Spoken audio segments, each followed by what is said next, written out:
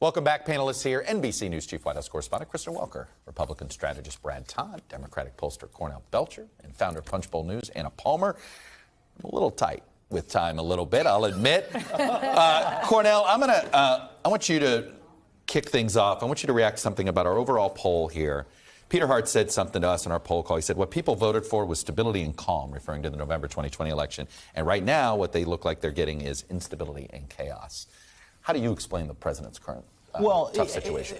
It's a tough situation. But right there in your own poll, in your segue, and you talked about it, like some of the biggest drops are actually happening among Democrats. Yeah. Right. And I some of our internal polling, his approval rating, even with African Americans, have dropped to levels that, quite frankly, I never saw Obama levels drop to right now. So you do get this sense that some of the big promises that progressives and Democrats were looking for, and quite frankly, that wasn't about necessarily the things that you're debating and arguing. Sure. One of the things I try to tell Democrats all the time is that those young people who took to the streets and marched a year ago and then marched to the polls and changed this election for us, they weren't marching for roads and bridges. Yeah. They were marching for voting rights, they were, police reform, for justice and racial equality. So we have to act on that.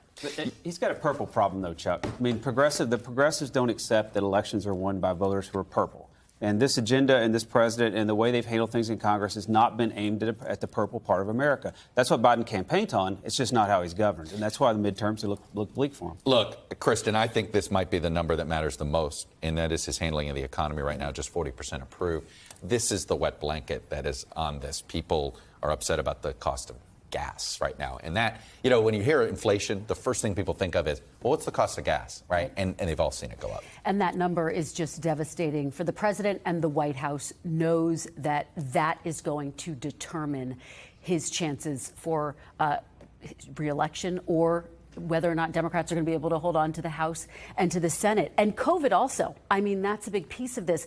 But the intransigence that people are seeing, Chuck, I think hangs so heavily over these numbers as well. And the fact that they haven't moved to act on infrastructure, it might not matter to some of those young voters, but it does matter to a lot of America. And the fact that they are promising these big investments in childcare and in climate, $500 billion, and there hasn't been action on that. They are looking towards Tuesday to try to get something done. The House says they think they can vote on Tuesday. Yeah.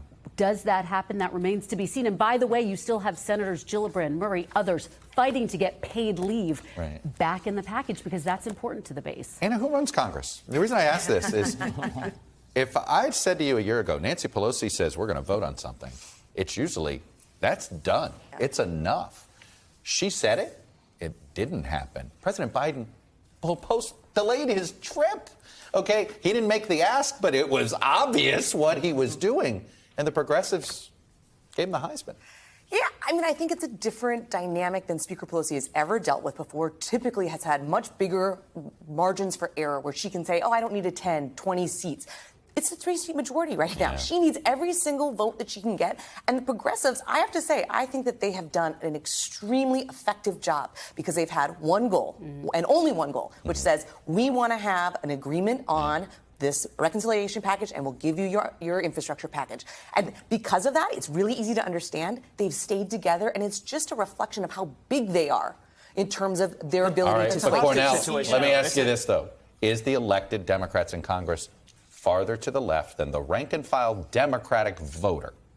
Well, no. I don't think so? No, because quite frankly, look, what the White House thinks they have is actually they think they're going to get something passed, right? And so you're going to have historic investment in clean air, largest investment in clean energy ever. You're going to have more people insured on the health care. You're going to have premiums come down. You're going to have more, 1 million more affordable housing sort of built from this package. There's a lot of progressive stuff within this package. I hope that Democrats aren't their own worst enemies in this process, and that's what it seems like. And by the way, all those things are very popular. You talk about sort of the purple middle. All those things in the Build Back Better package is very popular among purple Americans. If they were popular, Kristen Sinema would be voting for it. And right now you have the progressives in Congress saying we're going to hold hostage the most popular stuff until you do the less popular stuff. And I mean, you can congratulate the progressives if you want, but they're the Freedom Caucus of the Democratic Party. They're going to seek the majority willingly. I fundamentally disagree. They are not the Freedom Caucus. The Freedom Caucus was trying to take out Republican leadership and kill bills. The progressives are not doing that, and they have had Joe Biden's back on this, and they continue to. The Democrats wanting to pass legislation is no different than a Republican not wanting to pass legislation. It's in keeping with the ideology. Conservatives don't want to pass legislation. That's a fundamental fact. If it grows government, they don't want to do it. Just to add one point, though, I think that one of the dynamics that's unfolding right now is frustration among moderate Democrats on Capitol Hill. They don't feel like the White House has a strong enough legislative strategy. To your point, Chuck, the fact that President Biden didn't call for a vote on infrastructure on Thursday. I spoke to some people who said if he'd done that, it's possible he would have gotten it and would have had enough votes to see it pass. It was fascinating that Jayapal made that point.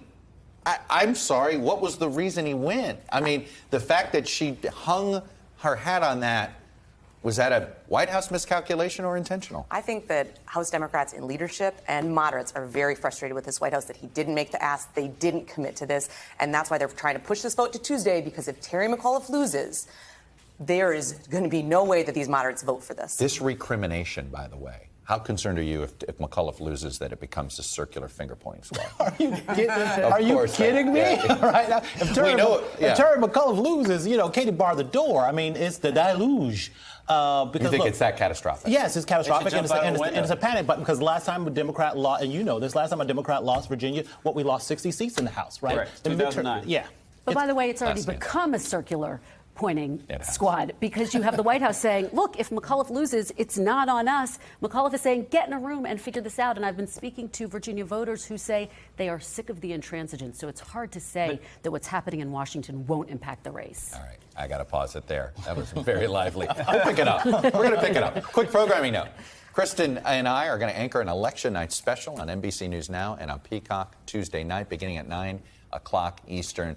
There are elections from coast to coast. We're going to have it all. Complete wall-to-wall coverage of the big races around the country. We got the exit polls. We got the board. We got it all. It's election night in America, and NBC News will be there.